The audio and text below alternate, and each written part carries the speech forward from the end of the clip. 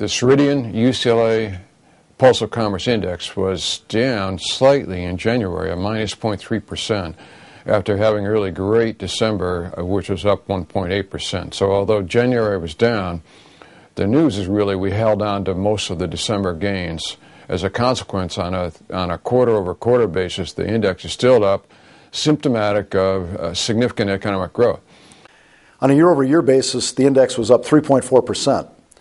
This is notable because it's the 14th straight month of year-over-year growth.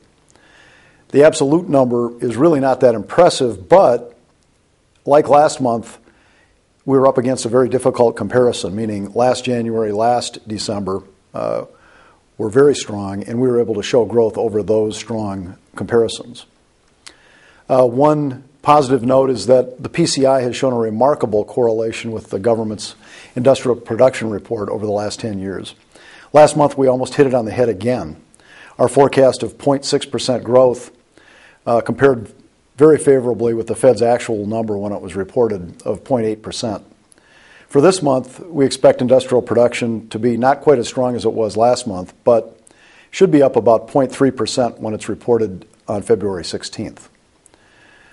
Last month, we said that the surge that we had in the December PCI made us more positive about GDP for the fourth quarter when it was reported, but still, we felt that it could come in below the current consensus at that time, which was 3.5%. What actually happened was in line with what we predicted. Reported GDP growth for the fourth quarter came in less than consensus at 3.2%. Now, another important feature of our index is that we have real-time data. We have diesel fuel purchases recorded on a second-by-second basis. So we're able to drill down into the specifics of each month. This month we drilled down to see whether we could see the January 9 to January 13th Category 3 snowstorm, what impact that might have had upon trucking. And the answer is you can see that it did delay trucking, meaning that trucking was down by about 1 or 2% during the effective period on a nationwide basis.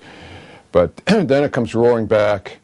Within another week, we have those catch-up activities, catch-up sales, and the end of January is actually stronger than the beginning, suggesting a more optimistic view about what comes next than the overall number, which was the minus 0.3%.